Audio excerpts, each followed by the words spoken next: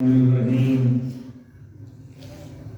الحمد لله رب العالمين الرحمن الرحيم مالك يوم الدين إياك نعبد وإياك نستعين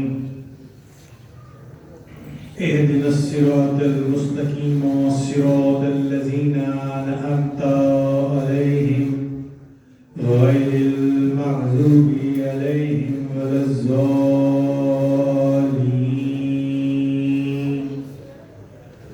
اللهم إني أسألك وأتوجه إليك بنبيك ونبي الرحمة محمد صلى الله عليه وآله وسلم یا ابو القاسم یا رسول اللہ یا امام رحمہ یا سیدنا و مولانا انا توجہنا واستشفعنا وتوسلنا بك إلى الله وقدمناك بين يدي حاجاتنا يا وجيها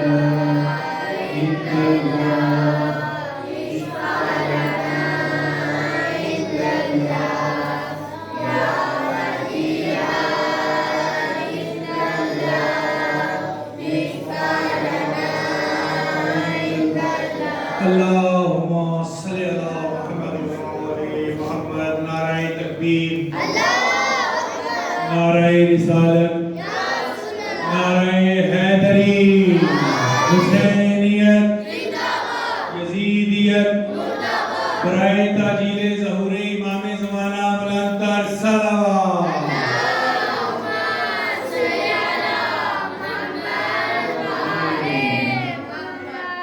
مومنین کرام بالخصوص طالب علم جو یہاں پر تشریف رکھتے ہیں جن کی خدمت میں معذرت کرنی ہے کہ گزشتہ اتوار پروگرام نہیں ہو سکا تھا موسم کی خرابی کی بنیاد پر، تو آج جس موضوع سے جس مقام سے ہم نے اپنے موضوع کو چھوڑا تھا وہیں سے اس کا آغاز کرتے ہیں وقت ضائع کیے بغیر، صرف گزشتہ سے پیوستہ کرنے کے لیے آپ کو یہ کرتا چلوں کہ ہماری جو ترتیب ہے اپنے زمانے کے امام کے متعلق گفتگو کرنے کی، انہیں یاد کرنے کی، ان کی معرفت کے حصول کے لیے اپنی یادداشت کو تازہ کرنے کی، اس ترتیب میں ہم نے سب سے پہلے اپنے زمانے کے امام کے اجداد کا ذکر پڑھا، بالخصوص جو بڑا کم پڑھا جاتا ہے جناب نرجس سلام اللہ علیہ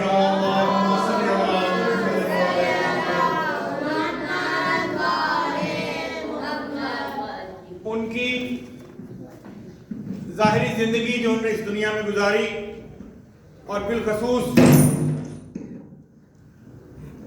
ان کے والدین، ان کے خاندان جو کہ شہنشاہ خاندان تھا ترکی کا، روم کا، اس کے متعلق ہم نے ذکر پڑھا، اپنی یادداشت آپ کے سامنے پیش کی، معلومات، پھر اس کے بعد زمانے کے امام نے جو اپنی زندگی کا امامت کا حصہ 5 سال اپنے والد مولا امام حسن عسکری علیہ السلام اللہم صلی اللہ علیہ ان کی دور امامت میں ان کی امامت کی اطاعت کے دور میں گزارا وہ پڑا، پھر اس کے بعد امام کی غیبت صغریٰ کا دور جو تقریباً 70 سال کے قریب بنتا ہے وہ پڑا، پھر غیبت کبریٰ کا دور اور اس میں غیبت کبریٰ میں جو ذمہ داریاں ہیں ہماری ساری مومنین کی، اس کے متعلق کچھ اپنی نالائقی کے باوجود عرض کرنے کی کوشش کی، پھر اس کے بعد علامات ظہور امام زمانہ کہ امام اس دنیا میں جب تشریف لانے کے قریب ہوں گے تو میں نے آپ کے سامنے اپنی یہ خاص ترتیب یعنی آخری 6 ماہ کا دور، رجب سے لے کر محرم تک جس سال امام نے تشریف لے کے آنا ہے، 10 محرم کو کیونکہ امام کا اعلان ہوگا خانہ کعبہ کی دیوار کے ساتھ، تو وہ ہم نے علامات حتمی اور غیر حتمی کے عنوان سے پڑھا۔ اس کے بعد ہم نے امام کی حکومت کا قیام کس طرح ہوگا یہ ہم پڑھ رہے ہیں کہ مولا اس دنیا میں اس حکومت کو جو ظلم اور جور کو ختم کر دے گی اور اس دنیا میں عدل اور انصاف قائم کر دے گی حکومت، جو خدا کا وعدہ ہے۔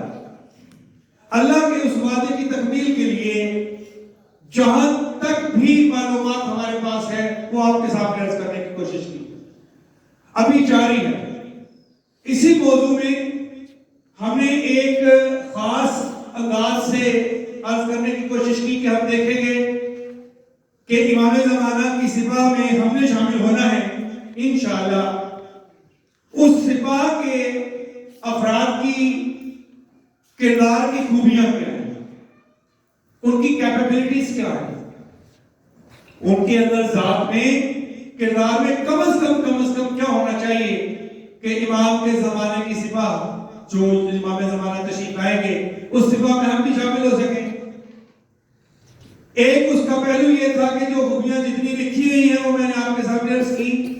دوسرا پہلو یہ تھا کہ امام کے اصحاب اور صحابیات جنہیں امام دوبارہ اس دنیا میں تشریف لانے کے بعد اٹھائیں گے، ان کا ذکر آپ کے سامنے پیش کیا جائے، کیونکہ یہ آسان ترین طریقہ ہے اس کردار کو پرکھنے کا، اس کردار کو جاننے کا۔ تو سوال سے جیسے آپ کو پتہ ہے میں آغاز کرتا ہوں، بچے بیٹھے ہوئے یہاں طالب علم ہیں، ان سے سوال یہ ہے کہ میں نے صحابیات امام زمانہ میں گزشتہ اتوار جو ذکر کیا تھا اس میں میرا خیال ہے 3 یا 4 صحابیات کا ذکر ہوا، 3 صحابیات کا ذکر ہوا تھا، وہ جنہیں امام زمانہ تشریف لائیں گے تو اٹھائیں گے دوبارہ، جو اس دنیا سے جا چکی ہیں۔ تو کوئی بچہ مجھے ہم میں سے کسی ایک کا نام بتا رہا فرمائے گا پر محمد وآل محمد صلی اللہ علیہ وسلم۔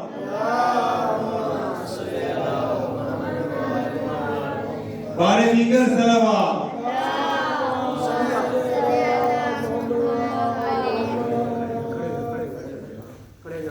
جی بیٹا کوئی جو بھی کرنا چاہتا ہے وہ کھڑا ہو جائے۔ شاباش، اس نے بتایا ہے، کس نے بتایا؟ شاباش۔ کیا نام ہے آپ کا؟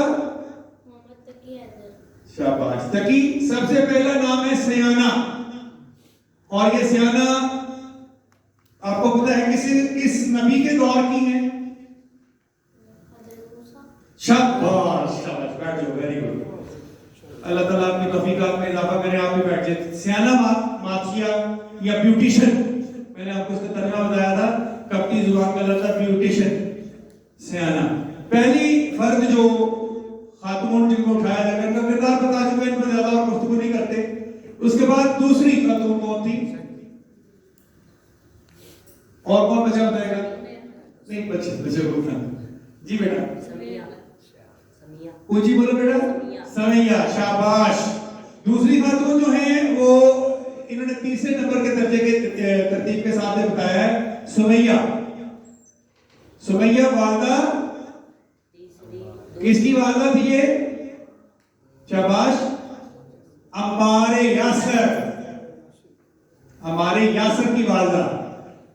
جی دوسری خاتون آپ نے کوئی اور بتایا؟ جی آپ بتاؤ۔ شاباش، ویری گڈ۔ محمد وآل محمد صلی اللہ ام ایمن۔ اب بڑوں سے بھی یہ سوال ہے کہ ام ایمن کا اصل نام کیا تھا؟ یہ تو ان کے بیٹے کی بڑھا بھی بنائیں گے۔ شاباش، بتاؤ۔ برکہ۔ اور محمد وآل محمد صلی اللہ۔ برکہ یعنی برکت والی، تو واقعی برکت والی تھی۔ شاباش، گڈ۔ یہ 3 خواتین ہیں جن کا کردار میں نے آپ کے سامنے پیش کرنے کی کوشش کی۔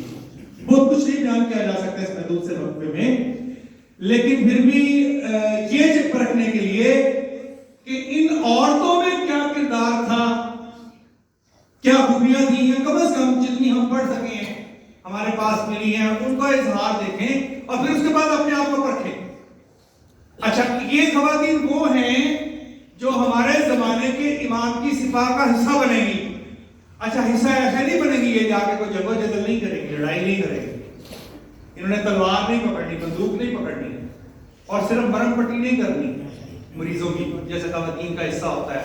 جنگ احد میں تھا, جیسے جنگ بدر میں تھا, جنگ خندق میں تھا. ان کا حصہ صرف یہ نہیں ہے, یہ سردار ہوں گی, علمی محاذ کے اوپر جنگ لڑیں گی. خواتین اور نئی نسل کی کردار سازی کے جو خواتین پورا پارٹ پلے کر رہی ہوں گی, یہ خواتین ان کی سردار ہوں گی. تو کردار کی خوبیاں ان کی جو ہیں, اپنے جیسے کردار کی خوبیاں اپنے دور کے لوگوں میں پیدا کریں گی. تو آج پھر اس سے آگے چلتے ہیں تاکہ آپ کو کچھ تھوڑا سا اور خوبیاں بتا دیں ان خواتین کی جن کے بارے میں ذکر کر رہا ہوں. آپ سے ایک التماس ہے کہ جو بچے لکھ رہے ہیں نا, اس میں جو خوبیاں میں آپ کو عرض کرتا ہوں وہ بھی لکھا کریں, کیونکہ اس کی وجہ یہ ہے کہ جس وقت آپ اس نوٹس کو آپ دوبارہ پڑھیں گے نا تو آپ کو اس چیز کا اندازہ ہوگا کہ جو ہم پڑھ رہے ہیں اس میں ہم نے سنا کیا تھا. لکھنے سے بڑا فائدہ ہوتا ہے. جو میری طالب علم کی زندگی ہے اس میں میں نے دیکھا ہے, آپ ایک ایک چیز سارا نہ لکھی جائے, تھوڑا سا لکھ لیں تو آپ کو یاد رہتا ہے کہ استاد نے ٹیچر نے کیا بتایا تھا اس کے بارے میں.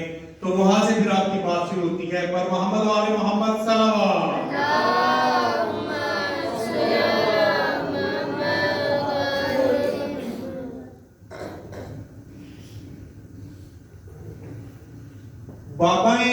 بابائے والبیہ, سب نے آپ نے ان کا ذکر سنا ہوگا, لیکن شاید نام سے نہ جانتے ہوں گے. شاید آپ کو ان کے نام سے آشنائی نہ ہو. میں ذکر کروں گا تو آپ کو پتہ چل جائے گا. بابائے والبیہ, پہلے ان کی تھوڑی سی زندگی کا وہ واقعہ جس کی وجہ سے یہ شہرت رکھتی ہیں وہ آپ کے سامنے عرض کر دوں.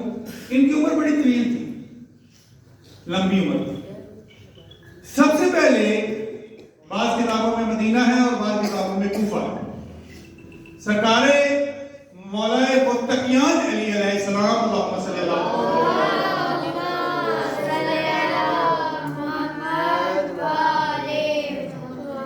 مولا علی علیہ السلام کے پاس سے حاضر ہیں. مومنہ تھی بڑی پکی, جو جنگی ہوتی تھی اس میں جانے کی اجازت مانگتے ہیں, مولا اجازت نہیں دیتے تھے. خواتین کو آپ کو پتا ہے کہ جنگ میں ساقت ہوتی ہے, جنگ کی اجازت مانگتی تھی. جنگ جمل میں جانے کی مانگی, نہیں ملی. جنگ صفین میں جانے کی اجازت مانگی, نہیں ملی.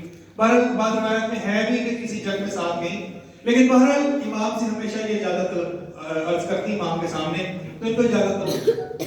اچھا ایک دن یہ امام کے پاس تشریف لے کے آئے, اکثر تشریف آتی تھی زیارت کے لیے. تو اس پہ انہوں نے نہ روتے ہوئے یہ عرض کی کہ میں آپ جس انداز میں جدوجہد فرماتے ہیں دنیا میں ادب رائج کرنے کی, تو میں اس میں پورا حصہ ڈالنا چاہتی ہوں. تو انہوں نے کہا کہ تمہارا حصہ انشاءاللہ تعالی ہمارے اس دین کی تکمیل میں ضرور ہوگا, یہ وعدہ مولا نے سے فرمایا.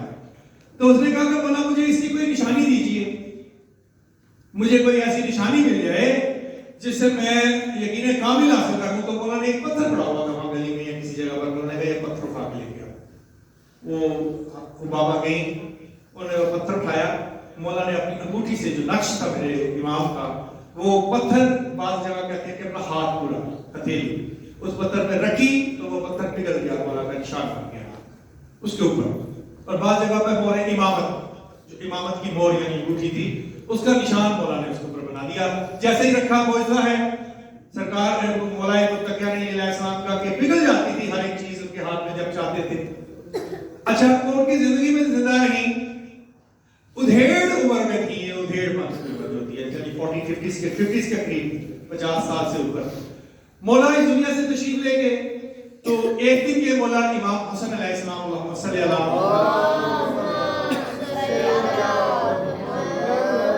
مولا کے پاس آ کے پھر وہی التجا کی.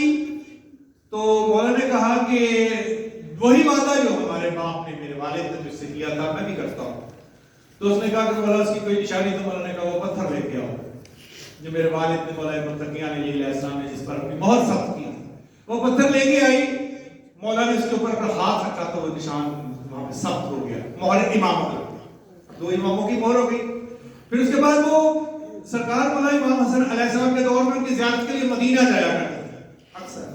ایک دفعہ وہاں پہ حاضر ہوئی تو مولا اس دنیا سے جا چکا. مولا کی شہادت ہو چکی. بہت روئی. سرکار مولا امام حسن حسین علیہ السلام کے پاس حاضر ہوئی. ابھی وہاں بیٹھی ہی تھی تو انہوں نے کہا کہ بابا باقی باتیں بعد میں کریں گے, پہلے وہ پتھر لے کر آؤ جو میرے جد کی, میرے والد کی اور میرے بھائی کی جس پر مہر امامت ہے, میں مہر امامت ثبت کروں تاکہ تمہارا وعدہ پورا ہو سکے. اس نے پتھر آگے کیا. مولا نے اس پتھر پر ہاتھ رکھا, نشان لگایا تو امامی مہر امامت ہاں ثبت ہو گئی, بن گئی اس پتھر. پھر اس کے بعد بی بی چلی گئی. کربلا کا واقعہ ہو گیا. بہت دیر بعد یہ بہت بوڑھی ہو گئی تھی. کسی سے بہت محنتیں کی کہ مجھے کسی طرح مدینے پہنچاؤ, پر محمد و آل محمد صلی اللہ علیہ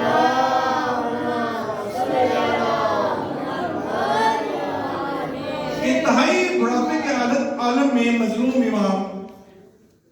امام زین العابدین علیہ السلام کی خدمت میں حاضر ہوئی اور عرض کی کہ مولا میں اب بہت بوڑھی ہو گئی ہوں, اب مجھ سے چل نہیں جاتا, شاید آپ کے بعد کسی کی زیارت مجھے نصیب ہو یا نہ ہو, تو میں آپ کے لیے پھر وعدے کی تجدید کے لیے ہر امام سے میں نے وعدہ لیا, تو آپ سے بھی وعدہ لینے کے لیے حاضر ہوئی ہوں. مولا نے کہا کہ ہمارا وعدہ پہلے دن بھی وہی تھا جس پر ہم قائم ہیں. تو اس نے اپنا وہ پتھر پیش کیا, امام نے اس پر مہر امامت لگائی اور اس کے ساتھ امام نے اسے اس کے سر پر ہاتھ پھیرا تو وہ جو اس کے بال سفید ہو چکے تھے دوبارہ کالے ہو چکے. اس کی جوانی لوٹ آئی, بالکل اسی طرح جیسے یوسف علیہ السلام نے اپنے دور میں کسی خاتون کی زلیخا کی جوانی کو واپس لوٹایا. جوانی لوٹ آئی اس بی بی کی, وہ بڑی خوش ہوئی. اس کے دانت جو گر گئے تھے دوبارہ آ گئے اچانک. امام امر امامت سے, کن کی طاقت سے, کن فیکون کے اس معجزے سے, خداوند ذوالجلال کے کرم سے اب اس کے بال بھی کالے ہیں اور جوانی دوبارہ لوٹ آئی. تو مولا نے کہا گھبرا نہیں, تو میرے بہت سے بیٹوں کے پاس جائے گی اور وہ تمہیں مہر امامت اسی وعدے کے ساتھ ثبت کریں گے تمہارے اس پتھر پر جو وعدہ ہماری جد مولا متقیان علیہ السلام نے کیا تھا. تاریخ بتاتی ہے کہ اس کے بعد وہ مولا امام باقر علیہ السلام کے پاس حاضر ہوئی, امام نے اس پر مہر لگائی. پھر مولا امام جعفر صادق علیہ السلام کے پاس حاضر ہوئی, مولا نے اس پر مہر لگائی. سرکار مولا امام موسیٰ کاظم علیہ السلام کے پاس حاضر ہوئی, مولا نے اس پر مہر لگائی. اور بلاخر وہ مولا امام علی رضا علیہ السلام کے پاس, کہا جاتا ہے کہ جب وہ مدینے میں موجود تھے, حاضر ہوئی اور حاضر ہونے کے بعد اس نے عرض کیا کہ مولا یہ میں دوبارہ بہت بوڑھی ہو چکی ہوں, تو پھر شاید مجھے نصیب ہو یا نہ ہو, تو جو امر امامت ہے وہ مجھے آپ میرے اوپر لاگو فرمائیں.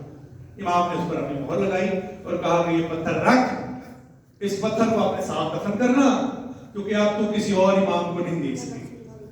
یہ آخری امام کی زیارت ہے, آخری امام کی میری, اس کے بعد تو اس دنیا میں نہیں ہے گی, اور انشاءاللہ تیرا جنازہ پڑھانے کے لیے میں آؤں گا خود, اور اس پتھر کو اپنی قبر میں رکھنا, جہاں پر ہمارا بیٹا آئے گا تمہیں اٹھائے گا اور اسی پتھر پر اپنی مہر امامت ثبت کرے گا, اور تو دنیا کے لیے ایک بہت بڑی گواہی بن جائے گی اس کی امامت کی حقانیت کی. اور محمد و آل محمد صلی اللہ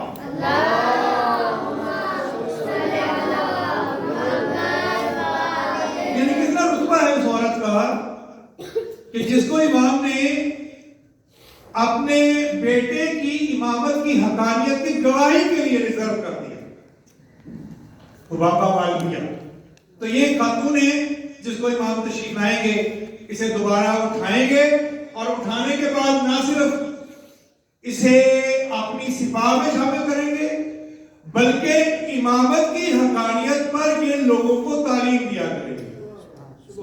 اس کی خدمت یہ ہوگی کہ امامت کے نظام کی حقانیت پر, جیسے کہ جناب فاطمہ زہرا سلام اللہ علیہا,